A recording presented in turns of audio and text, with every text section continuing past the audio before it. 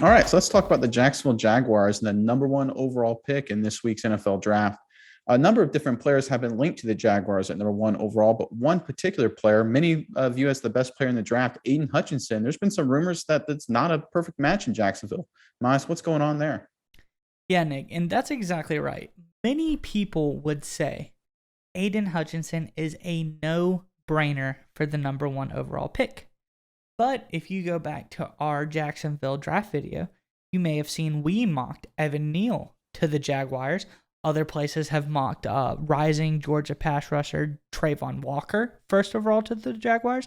And you scratch your head and you say, why is this? But there's a deeper reason as to why the Jaguars may have overlooked Hutchinson. And that's because they haven't gotten any intel from Michigan. This is from the 2013-2014 seasons when Jaguars GM Trent Baalke and Detroit or Michigan's head coach Jim Harbaugh were on the same team together. The 49ers. On the 49ers.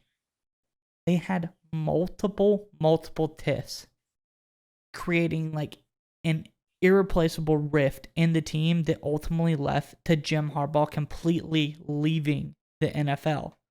And this beef that Baalke and Harbaugh have had, I think, is the reason that the Jacksonville are completely overlooking Michigan altogether. Isn't that kind of crazy? Yeah, because the NFL is obviously a billion upon billion dollar business. Each NFL franchise is worth billions of dollars. A lot of money, a lot of resource, a lot of time and effort goes into getting this draft right, especially with the number one overall pick.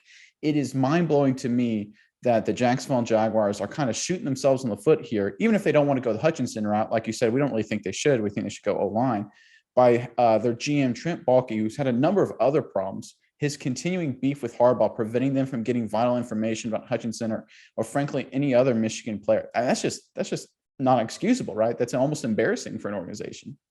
Oh yeah, and I think like you said, it's embarrassing. Baalke's done a number of other things.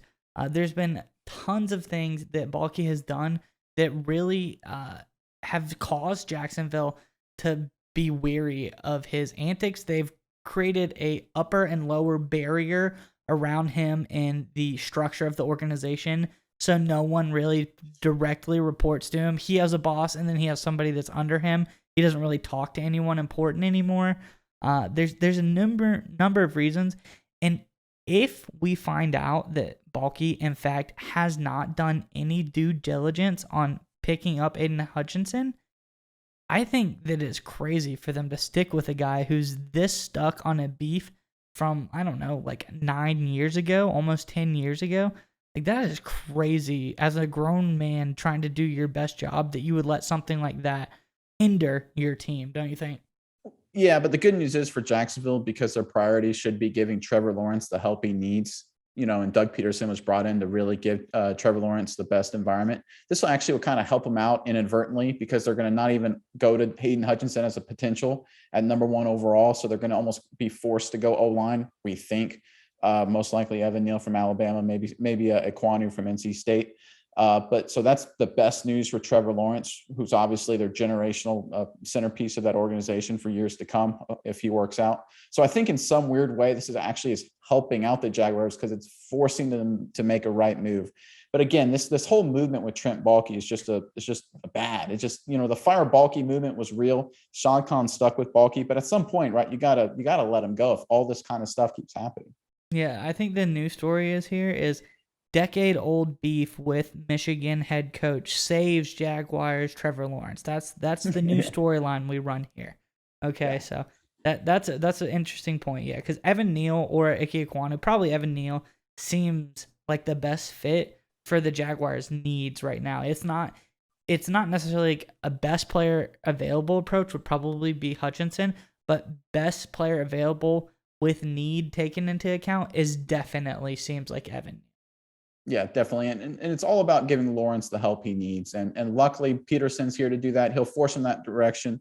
The Jaguars created that organization around Baalke. So if Baalke is just arguing with Harbaugh the whole team, so the whole time, Jaguars can focus on drafting the players they need to build a better team around them. And Evan Neal's the guy to do that.